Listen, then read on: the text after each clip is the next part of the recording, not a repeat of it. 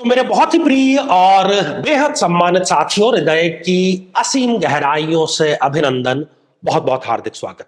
साथियों, हमारी इस रत्नों की श्रृंखला को आप सभी ने जितना प्रेम, जितना स्नेह दिया, उसके लिए आप सभी साधुवाद के पात्र हैं। नवीन दर्शकों को बतलाते चले कि यदि आपने भी ग्रहों के निमित्त या किसी और पर्पस से अपने हाथ की उंगलियों में कोई ना कोई रत्न यदि धारण किया हुआ है, तो यह जान लेना आपके लिए नितांत आवश्यक है कि वो आपके लिए दुर्भाग्य लेकर के आया है या सौभाग्य लेकर के आया है। इसलिए ये एपिसोड देखते समय या इस श्रृंखला का कोई एपिसोड देखते समय कुंडली स्वयं की या जिसके बारे में भी आप जानना चाह रहे हैं, वो अपने सामने आप खोल करके रखें। यदि अभी तक आपने अपने लग्न से संबंधित एपिसोड नहीं देखा है, तो यहाँ आई बटन में हमने आपको उसका लिंक प्रोवाइड करा दिया है। और ना मुझ पर यकीन करने की आवश्यकता है, ना किसी पर यकीन करने की आवश्यकता है। आपको अपने स्वयं पर तो यकीन है ना, अवश्य ही होगा। तो आपने अपने हाथ में पहना हुआ है, तो अनुभव आप स्वयं कर रहे हैं। हमारी जो धारणाएं हैं जीवन में, वो कई बार बहुत गलत हो जाती है। कई रत्नों के बारे में हम सिर्फ इसलिए पहन लेते हैं कि लग्नेश है, पंचमेश है, त्रिकोण का अधिपति है, पहन लिया जाए। या जीवन में जो है सुख आनंद वैभव नहीं है, तो हीरा ओपल डायमंड पहन लिया जाए। तो किस रत्न को कब पहना जाना चाहिए, उसी का हम विवेचन कर रहे हैं। आज हम चर्चा करेंगे साथियों मिथुन लग्न की जन्म पत्रिका के बारे में। और मिथुन लग्न में एक अत्यंत योग कारक ग्रह पंचमेश है, स्वयं शुक्र देव बनते हैं। तो क्या उनका रत्न आंख मूंद करके हमें पहन लेना चाहिए? हीरा हम उसको हिंदी में कहते हैं, अंग्रेजी में डायमंड, ओपल या जरकन, जो भी हम उसको चाहें, जिस कैटेगरी का भी वो पहन सकते हैं। तो हीरा जो है मिथुन लग्न में पहने या नहीं, अनुभव सिद्ध ये एपिसोड है और जरूर आपको इसको साथियों पूरा देखना चाहिए यदि आप रत्न धारण करते हैं। साथियों, कई बार जीवन में इस प्रकार की समस्याएं आ जाती है जिसका हमें कारण खोजने पर भी नहीं मिलता, और इसका सीधा संबंध होता है तंत्र बाधा से। जैसे घर में हमेशा किसी न किसी का बीमार रहना, घर में बरकत का ना होना, चाहे कितनी ही आय हो लेकिन खर्च के लिए पैसा कम ही पड़ जाता है, अकारण ही अपने लोगों से शत्रुता हो जाती है। ये सीधे सीधे तंत्र बाधा की तरफ इशारा करते हैं। यदि आप या आपका परिवार इससे पीड़ित है, तो आगामी 12 नवंबर 2025 जो कि काल भैरव जयंती है, विशेष रूप से मैं स्वयं और हमारे जो कर्मकांडी पंडित हैं बटुक भैरव स्तोत्र का पाठ करेंगे। अधिक जानकारी के लिए आप हमारे नंबर पर संपर्क अवश्य करें। एक एक करके प्लेसमेंट की हम चर्चा करेंगे। तो यदि मिथुन लग्न की किसी भी जन्म पत्रिका में लग्न भाव में ही शुक्र देव विराजमान है, तो आप अवश्य ही डायमंड हीरा पर्ल जरूर धारण करें। यह आपके लिए सौभाग्य लेकर के आएगा, अवसर लेकर के आएगा, व्यक्तित्व को अच्छा बनाएगा, स्वास्थ्य को अच्छा बनाएगा, चौतरफा ये खुशियां आपके लिए लेकर के आएगा। अवश्य आपको धारण करना चाहिए। साथियों, यदि शुक्रदेव इस द्वितीय भाव में विराजमान है, तब भी आपको हीरा डायमंड जरकन पर्ल जरूर धारण करना चाहिए, क्योंकि ये आपके लिए धन प्रदाता है। पैतृक संपत्ति का यदि कोई विवाद है, उसको सुलझाने में मदद करेगा। अपने परिवार में किसी प्रकार की समस्या है, गृह कलेश है, कुटुंब में कोई समस्या है, उसमें भी ये आपको जो है सहायता जरूर प्रदान करेगा। आपकी वाणी को मीठी बनाएगा, कन्विंसिंग बनाएगा। किसी भी मीटिंग में आप जाएंगे, सामने वाले को कन्विंस करके ही आएंगे। तो बहुत अच्छी स्थिति है ये शुक्र को धारण करने की। साथियों, यदि शुक्रदेव इस तृतीय भाव में विराजमान है, तो यहां पर भी हीरा अवश्य ही धारण कर लेना चाहिए। ये इसलिए धारण करने की हम सलाह दे रहे हैं, हालांकि मेहनत का भाव है, तो ये आपके मेहनत को बढ़ाने का कार्य करेगा। आप जितने भी समझदार व्यक्ति हो, उनसे मैं एक प्रश्न पूछना चाहता हूं कि यदि आप मेहनत बढ़ा देते हैं, तो किस बात की संभावना है, दुर्भाग्य के आने की या सौभाग्य के? कई लोग कहते हैं कि मेहनत को बढ़ा, अरे तो मेहनत बढ़ाने में किसी प्रकार की कोई शंका नहीं होनी चाहिए। मेहनत बढ़ेगी, रिस्क लेने की एबिलिटी बढ़ेगी, भाइयों से संबंध अच्छे होंगे, और सबसे बड़ी बात, ये एम्बिशन का घर भी है। तो आप बड़े सपने देखेंगे, बड़ी एम्बिशन पालेंगे, तो उसको अपनी बड़ी हुई मेहनत से प्राप्त भी अवश्य कर लेंगे। अनुभव में यह पाया गया है कि यहां पर हीरा आप पहन सकते हैं। साथियों, शुक्रदेव यदि इस चतुर्थ भाव में विराजमान है, यहां पर एक बहुत बड़ी गलतफहमी लोगों को होती है कि केंद्र में है, त्रिकोण का अधिपति है, पहन लेना चाहिए, योग कारक है, भूल कर भी ना पहने। यदि यहां पर व्यक्ति पहनेगा, क्योंकि शुक्र यहां पर नीच राशि के हो गए हैं, आपने उसको बलहीन होना समझ के बल दे रहे हैं, जीवन की सबसे बड़ी गलती कर रहे हैं। माता के स्वास्थ्य से लेकर के यहां पर समस्याएं आपको शुरू हो जाएगी पहनने के बाद में।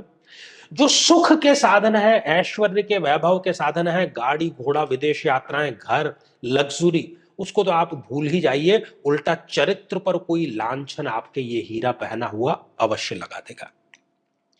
साथियों, यदि शुक्रदेव स्वग्रही होकर के इस पंचम भाव में विराजमान है, बिल्कुल आपको हीरा धारण करना चाहिए। ये यहां पर बहुत पॉजिटिव रिजल्ट देगा, आपको प्रेम संबंधों को प्रगाढ़ करेगा। संतान यदि प्राप्त नहीं हो पा रही है तो उसको ये ठीक करेगा। कहीं ना कहीं पति पत्नी के बीच में जो संबंध है उसको भी ये ठीक करेगा। आकस्मिक धन, शेयर मार्केट, यहां पर ये आपके लिए बहुत अच्छा है। और कुल मिलाकर के शिक्षा के क्षेत्र में भी व्यक्ति बहुत अच्छा कार्य यहां पर करता है।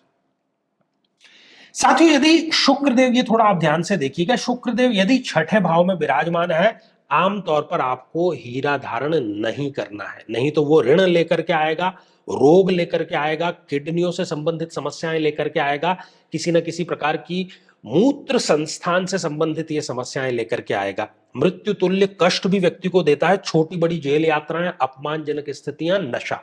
लेकिन यदि इस स्थिति के साथ में ही बुध देव कहीं अच्छी स्थिति में प्लेस्ड हो, लग्न में, चतुर्थ भाव में, पंचम में या नवम भाव में, तो ये बन गया विपरीत राजयोग। तो विपरीत राजयोग यदि बन रहा है तो ही आप पहन सकते हैं, अन्यथा आपको नहीं पहनना चाहिए। साथियों, यदि शुक्रदेव इस सप्तम भाव में विराजमान हो तो यहां पर भी आपको अवश्य ही हीरा धारण कर लेना चाहिए, शुक्र का उपल जरूर धारण करना चाहिए। यदि विवाह संपन्न नहीं हो पा रहा है तो उसकी बाधा है, ये दूर करेगा। यदि पति पत्नी के बीच में संबंध खराब है, उस दाम्पत्य जीवन को भी ये ठीक करेगा। पार्टनरशिप में कोई बिजनेस करना है उसको भी ये ठीक करेगा। चौतरफा आपके लिए अवसरों के ये रास्ते जरूर खोल देगा। साथियों, यदि शुक्रदेव इस अष्टम भाव में विराजमान है तो आमतौर पर आपको हीरा धारण नहीं करना चाहिए। इसलिए नहीं करना चाहिए क्योंकि ये बीमारियां लेकर के आएगा, नशे की प्रवृत्ति लेकर के आएगा, फिजूल खर्ची लेकर के आएगा, अपमान, नशा, विवाद लेकर के आएगा, छोटी बड़ी जेल यात्रा लेकर के आएगा। लेकिन यदि शुक्र यहां पर है और बुध लग्न में या चतुर्थ या पंचम या इस नवम भाव में है तो ये बन गया विपरीत राजयोग। तो अगर विपरीत राजयोग बन गया है तो आप हीरा धारण कर सकते हैं, अन्यथा आपको हीरा धारण बिल्कुल भी नहीं करना चाहिए। साथियों, यदि शुक्रदेव स्वयं इस नवम भाव में विराजमान हो, अति उत्तम स्थिति, जितनी प्रशंसा की जाए उतनी ही थोड़ी है। जरूर आपको शुक्र का हीरा अवश्य धारण करना चाहिए। यह भाग्योदय कारक है, व्यक्ति को स्पिरिचुअल और लौकिक दोनों ही स्तरों पर यह ऊपर ले जाने का कार्य करता है। ये बिजनेस में भी ग्रोथ देता है और संबंधों को भी ठीक करता है। कुल मिलाकर के भाग्य के ताले की ये एक प्रकार से चाबी का काम आपके लिए करेगा। साथियों, शुक्रदेव यदि इस 10th हाउस में विराजमान है, अति सुंदर स्थिति है। ये मालव्य नाम का पंच महापुरुष योग यहां पर बन रहा है कि ये उच्च राशि के होकर के यहां पर विराजमान जो है वो हो गए हैं केंद्र में अपनी ही राशि। साथियों, इस स्थिति में यदि शुक्र का आप हीरा धारण करते हैं तो इसको आप जरूर धारण करें, निसंदेह धारण करें। ये पिता से संबंध भी आपके ठीक करेगा, आपका जो कर्म है उसको और एक्सीलेंस की तरफ लेकर के जाएगा, जीवन में अनुशासन लेकर के आएगा, ख्याति बढ़ाने का कार्य करेगा, इनकम को भी ये बढ़ाएगा और जीवन में चौतरफा आपके सौभाग्य के दर्शन आपको होने लगेंगे। साथियों, यदि शुक्रदेव इस आय भाव में विराजमान हो तो यहां पर भी व्यक्ति को अवश्य ही शुक्र का रत्न धारण कर लेना चाहिए। यह आय में वृद्धि करेगा, लाभ में वृद्धि करेगा। जो भी इच्छा आप जीवन में रखेंगे उन इच्छाओं की पूर्ति करने में यह कहीं ना कहीं सहायक आपके अवश्य ही साबित होगा। व्यक्ति का जो ऑरा है उसको भी ये विस्तृत करता है, पॉजिटिव करने का कार्य करता है। साथियों, यदि शुक्रदेव स्वग्रही होकर के यहां पर विराजमान है तो यहां पर आपको हीरा जो है वो बिल्कुल धारण नहीं करना चाहिए। उसकी एक एक्सेप्शनल जो स्थिति है वो भी हम बताएंगे। यदि यहां पर आमतौर पर व्यक्ति हीरा धारण करता है तो उसके व्यय बहुत ज्यादा बढ़ जाएंगे, फिजूल खर्ची बहुत ज्यादा बढ़ जाएगी, कोर्ट कचहरी मुकदमा, अज्ञात भय, ये सारी चीजें नशे की प्रवृत्ति, अपमानजनक स्थितियां, छोटी बड़ी जेल यात्रा का योग होना। लेकिन यदि शुक्र यहां पर विराजमान है और बुध कहीं लग्न में, चतुर्थ में, पंचम में या नवम में है, तो ये बन गया विपरीत राजयोग। तो विपरीत राजयोग की स्थिति में आप अवश्य ही ये धारण कर सकते हैं, अन्यथा आपको धारण ये नहीं करना चाहिए। तो साथियों, प्रत्येक लग्न के बारे में चर्चा जो है वो हमारी जारी है। हर एक लग्न में हर एक रत्न की हम चर्चा कर रहे हैं। तो आप भी अपने लग्न से संबंधित एपिसोड जरूर देखें, और कोई संदेह है तो वो आपका दूर अवश्य ही हो जाएगा। तो साथियों, अब जो बारी है वो बारी है आज के कमेंट को शामिल करने की। और आज का जो कमेंट है ये तुला राशि से संबंधित ही है, बल्कि तुला लग्न से संबंधित है।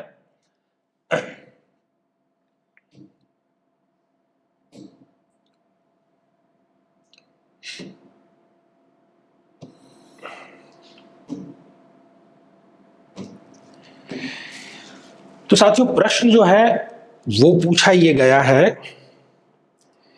किसकी तरफ से ये पूछा गया है? ये पूछा गया है ऑल गेमिंग मूवमेंट्स, इस आईडी से ये प्रश्न आया है कि Mars, Sun, Jupiter, Mercury 12th house. Mars मतलब मंगल, सूर्य, जुपिटर गुरु और बुध, ये इनके 12th हाउस में विराजमान है। ठीक है। फिर ये कहते हैं कि सैटर्न इन 10th हाउस, शनि इनके 10th हाउस में यहां पर विराजमान है। वीनस इन 11th हाउस, शुक्र इनके 11th हाउस में विराजमान है।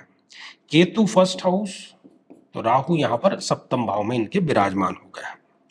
और मून इन 9th हाउस, यहां पर चंद्रमा इनके 9th हाउस में विराजमान है। तो ये जानना ये चाह रहे हैं कि क्या विपरीत राजयोग की स्थिति बन रही है? तो विपरीत राजयोग की स्थिति दो ही स्थिति में बनती है कि 6, 8, 12 का मालिक 6, 8, 12 में हो। देखते हैं। तो बिल्कुल है, बुध जो है वो 12वें भाव का ही स्वामी होकर के 12वें भाव में ही बैठा हुआ है। और लग्नेश शुक्र, जो दूसरी शर्त है कि लग्नेश मजबूत स्थिति में होना चाहिए, तो लग्नेश भी शुक्र इनके आय भाव में विराजमान है। लेकिन यहां पर विपरीत राजयोग नहीं बन रहा है। अब आप कहेंगे कि दोनों शर्तें भी पूरी हो रही है, फिर विपरीत राजयोग क्यों नहीं बन रहा? वो इसलिए नहीं बन रहा क्योंकि बुध इनके अस्त अवस्था में आ गए हैं सूर्य के साथ में। तो अस्त ग्रह अपना रिजल्ट नहीं देता है, तो इस प्रकार से इनकी कुंडली में ये विपरीत राजयोग जो है वो नहीं बन पा रहा है। तो साथियों, यदि आप भी अपने कमेंट को, अपनी समस्या को इस कार्यक्रम के माध्यम से जानना चाहते हैं, तो हमारे द्वारा पूछे गए प्रश्न का बिल्कुल ठीक उत्तर दीजिए, जो कि आज के एपिसोड से ही संबंधित है। तो साथियों, आज का प्रश्न यह है कि शुक्र किस राशि में नीच के फल देते हैं, मतलब शुक्र किस राशि में नीच के हो जाते हैं। ठीक है। तो साथियों, यदि आप भी चाहते हैं कि आपकी कुंडली का विश्लेषण हो, समस्या का समाधान हो, तो आगामी समय में मैं स्वयं इन शहरों में उपस्थित रहूंगा। आप समय लेकर के मिल सकते हैं, या फिर आप टेलीफोनिक या वीडियो कॉल के माध्यम से भी जुड़ सकते हैं।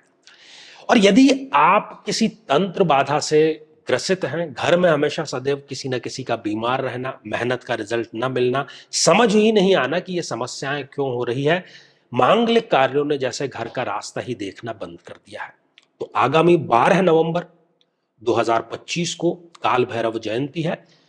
तंत्र बाधा निवारण के निमित्त तो बटुक भैरव स्तोत्र का हम पाठ करने जा रहे हैं। यदि आप भी इसका लाभ उठाना चाहें तो व्हाट्सएप पर संपर्क जरूर करें। तो साथियों, आज के लिए केवल इतना ही, और इसी मंगल कामना के साथ में कि आप सभी स्वस्थ, समृद्ध और शांतिपूर्वक जीवन व्यतीत करें। नमस्कार। साथियों, कई वर्षों के जन्म पत्र का अध्ययन और लाखों कुंडलियों के अध्ययन के बाद हम ये कह सकते हैं कि यदि किसी की जन्म पत्रिका में गुरु पीड़ित है, तो उसको इस ग्रह की महादशा में इन 9 लक्षणों का, इन 9 कष्टों का, पीड़ाओं का अवश्य सामना करना पड़ता है। व्यक्ति मोटापे से ग्रसित रहता है, शरीर के किसी न किसी हिस्से में उसको गठान की समस्या रहती है, संतान या तो होती नहीं, होती भी है तो व्यक्ति संतान से पीड़ित ही रहता है, पढ़ाई में व्यक्ति के बाधा अवश्य आती है, अपना घर बनाने का सपना सपना ही बना रहता है, जीवन में निरंतर अपमानजनक स्थितियों का सामना करना पड़ता है, खासतौर पर लीवर से संबंधित किसी न किसी प्रकार की पीड़ा सदैव बनी रहती है, याददाश्त की कमजोरी रहती है, और साथ ही यदि युवा हैं तो सही समय पर विवाह संपन्न नहीं हो पाता है। लेकिन साथियों, यदि आप भी इन सभी कष्टों से स्थायी और सटीक मुक्ति प्राप्त करना चाहते हैं तो उसका तरीका है इस ग्रह की महादशा मंत्र साधना दीक्षा, जो विशेष रूप से आपके नाम, आपकी जन्म तिथि के अकॉर्डिंग की जाएगी।